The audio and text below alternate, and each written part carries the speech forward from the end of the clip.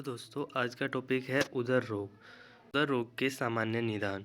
पित्तवर्धक आहार का सेवन करने से, विरुद्ध आहार का सेवन करने से, मानसिक कष्ट के कारण, गर्विश सेवन से, प्लीहा वृद्धि की चिकित्सा अभाव में कृश हुए रोगी को, अर्श आंत्रवेद आदि में मल रुकावट के कारण व मिथ्या संसर्जन के कारण उदर रोग उत्पन्न होता है। उदर रोग की संप्राप्ति। इसकी संप्राप्ति दो प्रकार से है।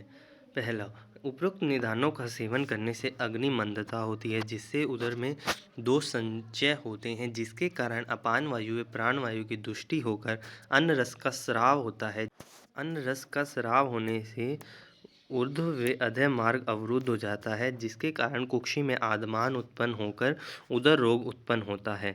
दूसरा प्रकार, अर्श आदि रोगों में मल वृद्धि के कारण स्वेदवह व अम्बुवह स्रोतस अवरोध होकर अपान वायु व प्राणवायु दुष्टि होकर अन्न रस का स्राव होता है, जिसके कारण ऊर्ध्व व अधः मार्ग अवरोध होकर कुक्षी आदमान होने से उदर रोग उत्पन्न हो जाता है।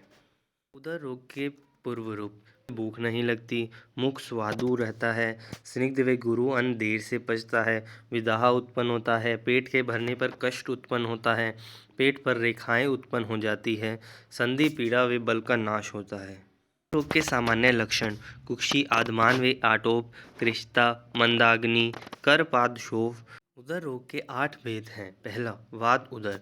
कुक्षी पाणी पाद व वृषण में शोथ उत्पन्न होता है, उदर का विपाटन हो जाता है, उदावरत उत्पन्न होता है, कृष्ण राजी सिरा संतत मतलब उदर पर काली रेखाएं उत्पन्न हो जाती हैं, वे नख नयन वदन त्वक मूत्र व वर्ज श्याव और अरुण वर्ण के हो जाते हैं। पित्त उदर: नख नयन वदन त्वक मूत्र व वर्ज हरित या हारिद्र वर्ण के हो जाते हैं। नील पित्त हरित हारिद्रम राजी सिरा संतत: उदर पर नीले पीले व हरित व हारिद्र वर्ण की सिराएं उत्पन्न हो जाती हैं। बाकी सभी लक्षण पित्तज लक्षण होते हैं। कफ उदर: कुक्षी में स्थिर व कठिन शोथ उत्पन्न हो जाता है, वे नयन व नख शुक्ल वर्ण के, वे उदर पर शुक्ल वर्ण की रेखाएं उत्पन्न हो जाती हैं। बाकी सभी लक्षण कफज लक्षण समान होते हैं।